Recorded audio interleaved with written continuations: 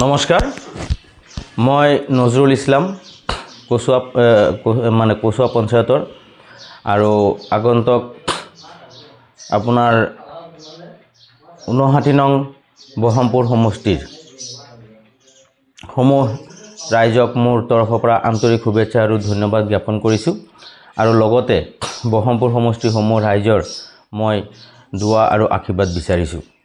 মই আপোনালোকক জনাব বিচাৰিছোঁ যে আগন্তুক বিধানসভা নিৰ্বাচনৰ কাৰণে মই মনোনয়ন পত্ৰ দাখিল কৰিছোঁ।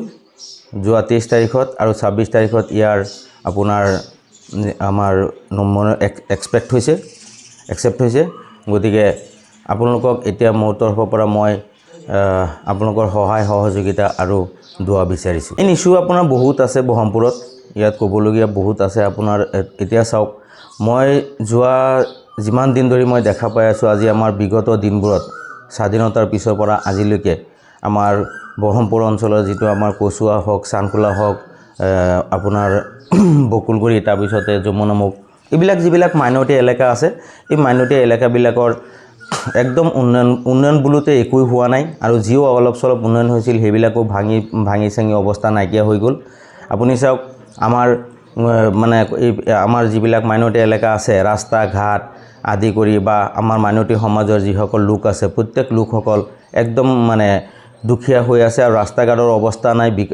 ৰাস্তা ঘাট আপোনাৰ এনেকুৱা ভঙা চিঙা হৈ আছে যে ৰাস্তা ঘাট ভাঙি চাঙি চুৰমাৰ হৈ গৈছে। আপোনাৰ যাতায়াত ব্যৱস্থা নাই, গাড়ী গুড়ি গ'লে এক্সিডেণ্ট হৈ যায়, পল্টি যায়, বহুত ধৰণৰ কথা।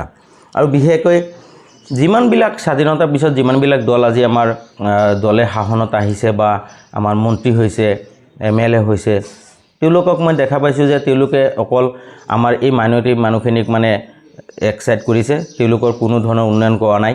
তেওঁলোকক বিগত দিনবিলাকত আপুনি চাব যে আমাৰ অৰুণোদয় আঁচনি হওক, আমাৰ ৰেচন কাৰ্ডৰ ক্ষেত্ৰতে হওক, মহিলা উদ্যমিতা আঁচনি হওক, এইবিলাক আঁচনিৰ পৰা আমাৰ মহিলাসকলক তেওঁলোকৰ নামো কাটি দিছে বহুতে। আৰু ৰাস্তা ঘাটটো আপোনালোকে নিজে চাইছেই। তো মই সেইটো কাৰণে আপোনালোকৰ ওচৰত মই সমগ্ৰ বহমপুৰবাসী ৰাইজৰ ওচৰত মই এইটোৱেই কৰজোৰে অনুৰোধ জনাইছোঁ যে আপোনালোকে একবাৰ কমচে কম মই স্থানীয় যুৱক হিচাপে আপোনালোকে মোক আগুৱাই লৈ যাওক, মোক অলপ আশীৰ্বাদ কৰক। আৰু যদি আপোনালোকে মোক আশীৰ্বাদ কৰে তেতিয়াহ'লে এই কথাখিনি আমি কমচে কম বিধানসভাত উত্থাপন কৰিব পাৰিম।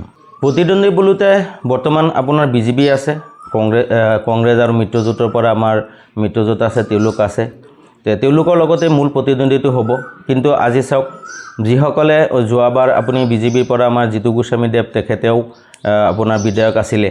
কিন্তু আমাৰ যিখিনি মাইনৰিটি মানুহক উচ্ছেদ কৰা হৈছে বা আপোনাৰ যিখিনি মাইনৰিটি মানুহক আপোনাৰ আমাৰ বিভিন্ন আঁচনিৰ পৰা বঞ্চিত কৰা হৈছে, সেই ক্ষেত্ৰত তেখেতৰ মাত মাতা নাই বা তেখেতে কোনো ধৰণৰ ব্যৱস্থা গ্ৰহণ কৰা নাই। আৰু আমাৰ যিজন মিত্ৰজোঁটৰ পৰা যিজন দিছে, সেই মিত্ৰজোঁট আমাৰ জ্যেষ্ঠ ব্যক্তি তেখেত ৰাজেন গোহাঁইদেৱে যোৱা বিগত কালত আপোনাৰ আমাৰ এইপিনে 3 বাৰৰ সাংসদ আছিলে। সাংসদ থকাৰ পিছতো আমাৰ এই অঞ্চলৰ কোনো ধৰণৰ উন্নয়ন আমি দেখা নাই। গতিকে সেই ক্ষেত্ৰত মই দেখা পাইছোঁ যে আজি আমাৰ বহমপুৰ সমষ্টিত যথেষ্ট আমাৰ সংখ্যালঘু ৰাইজ আছে। সংখ্যালঘু ৰাইজে যদি এটা বিবেচনা কৰে মোৰ প্ৰতি, মোৰ দৃঢ় বিশ্বাস আছে যে মই ভাল এটা পদক্ষেপ ল'ব পাৰিম। BJP দলৰ পৰা প্ৰাৰ্থিত্ব বিচৰা নাই। কিন্তু আজি চাওক, মই দেখা পাইছোঁ যে আমাৰ বহুত সংখ্যালঘু সমষ্টি আছে, যিবিলাক সংখ্যালঘু সমষ্টিতে আপোনাৰ ধৰক আমাৰ BJPৰ বহুত ভাল কৰ্মী আছিলে। সেই কৰ্মীসকলে আপোনাৰ পোৱা নাই, তেওঁলোকে টিকেট পোৱা নাই। সংখ্যালঘু এলেকাটো আপোনাৰ ধৰক কি হ'ল, আমাৰ বেলেগ আমাৰ মুছলমান মানুহে টিকেট পোৱা নাই। গতিকে এইটোতো ধৰক সংখ্যালঘু এলেকা নহয় বা তেনেকুৱা নহয়। ইয়াত মোৰ প্ৰশ্নই নাহে যে মই টিকেট পোৱাৰ। আৰু সেইটো কাৰণে মই ভাবিছোঁ যে কমচে কম আমাৰ চাওক, বিগত স্বাধীনতাৰ পিছত আজিৰ তাৰিখলৈকে আমাৰ কচুৱা অঞ্চলটো এটা বৃহৎ অঞ্চল আৰু এই কচুৱা অঞ্চলৰ নাম বহুত আছে। আজি কচুৱা অঞ্চলৰ বহুত ভাল নেতা বা লিডাৰ আছিলে, যিসকলে নেকি দায়িত্ব বা ৰাজনীতি কৰিছিলে। কিন্তু আজি মই এটা সুবিধা পাইছোঁ।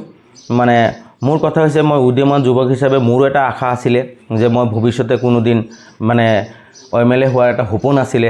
আৰু বিধায়ক হোৱাৰ এটা সপোন আছিলে আৰু সেই সপোনটো বাস্তৱত ৰূপায়িত কৰিবৰ কাৰণে আৰু মই বিশেষকৈ মই এটা কথা আপোনালোকে চিন্তা কৰিব চাওক যে যিমান আমি আজি আমাৰ মাইনৰিটি সংখ্যালঘু মানুহবিলাকে কংগ্ৰেছকো ভোট দিয়ে UDFকো দিছে আপোনাৰ AGBকো দিছে BJPকো দিছে কিন্তু কোনো দলৰ প্ৰতিনিধিয়ে আজি তাৰিখলৈকে আপোনাৰ আমাৰ সদনত বা বিধানসভাত তেনেকৈ আমাৰ মাইনৰিটিৰ সম্পৰ্কে কোনো ধৰণৰ মাত এটা আজিলৈকে দিয়া নাই মূল যুঁজখন মোৰ মতে আপোনাৰ ধৰক মানে অজাপা আৰু BJPৰ লগতে হ'ব কিন্তু UDF ইয়াত ফেক্টৰ নহয় আজি তাৰিখত UDFটো আপোনাৰ দেখা পাইছে UDFক মানুহে BJPৰ বি টিম বুলি কয় গতিকে তেনেকুৱা নহয় আজি চাওক মানে মই এটা এই বস্তুটো মই জনাব বিচাৰিছোঁ যে আজি আমাৰ বহৰমপুৰ সমষ্টিত মানে সংখ্যালঘু ভোট যথেষ্ট আছে 80,000 এবভ আছে তে 80,000 এবভ সংখ্যালঘু মানুহখিনি যদি তেওঁলোকৰ উন্নয়ন আৰু তেওঁলোকৰ কাৰণে মাত মাতাৰ এজন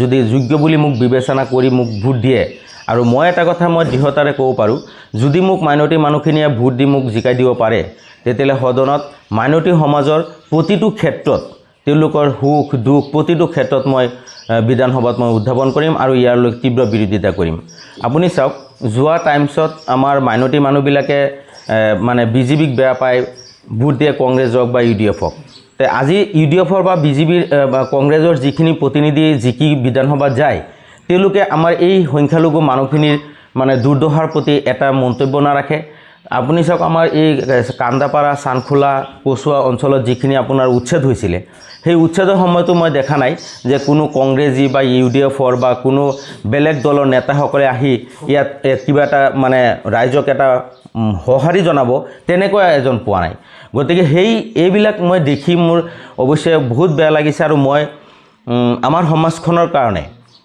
আমাৰ সমাজটোৰ কাৰণে আমাৰ জাতিটোৰ কাৰণে আমি যাতে মাত মাতিব পাৰোঁ মানে দৃঢ়তাৰে মাত মাতিব পাৰোঁ তেওঁলোকৰ প্ৰতিটো সমস্যাৰ ক্ষেত্ৰত মই যাতে